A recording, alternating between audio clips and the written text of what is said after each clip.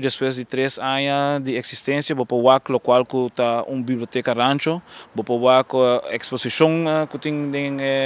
em lugar, mas também para nós como Fundação Rancho, que já está trabalhando agora aqui para 10 anos de existência, nossa oficina também está aqui atualmente e assim aí nós pone o lugar aqui está o lugar de encontro, só para arquivar informação e também compartilhar informação histórico-cultural com a comunidade. Centro de atividade é para fazer sinfim de atividade, vou para de taller de tambu que tem workshop de boto miniatura que nós sabemos com ele. Assim tem diferentes atividades que agora assim aqui na centro de atividade rancho. Hobby nós temos muito que trabalhando escola diferente, temos muito que trabalhando API, e hobby viaja,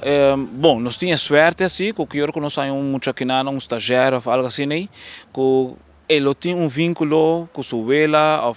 sua maior, lo a bem for de rancho. Então, aqui está dando nós toch esperança que o jovem aqui lo mesmo por riba a palavra mais da comunidade para assim aí nós seguimos a jovem eigenlijk nós quer fazer hobby para jovem, mirando que o jovem nós quer dar a oportunidade também para virar criativo, mas também para conhecer sua história. So, nós sabemos que a maioria de nós não há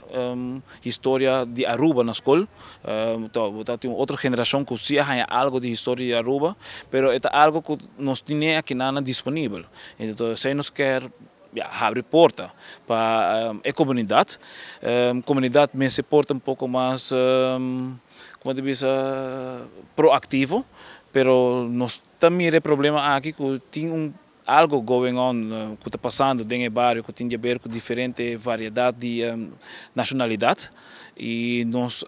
compreender também o que se nós papiamento não está compreendemos e assim é com nós por comunicar-se com nós generando a comunidade de rancho atual, então nós não estamos agora aqui somente de pessoas de uma idade avançada que que não vai não está orgulhoso de nascer e landar dentro do rancho, hoje em dia nós temos uma outra tendência de estar orgulhoso de estar de rancho, então essa é a tendência que não está muito bom e essa é o local que nós está por quebrar barreira. Vou aqui aqui na noite, vou a dinâmica que den dia está quando eu vejo nós fazemos uma entrevista, mas ainda trampando está então eigenlijk cada momento de dia, botar com outra dinâmica dentro do barrio de rancho.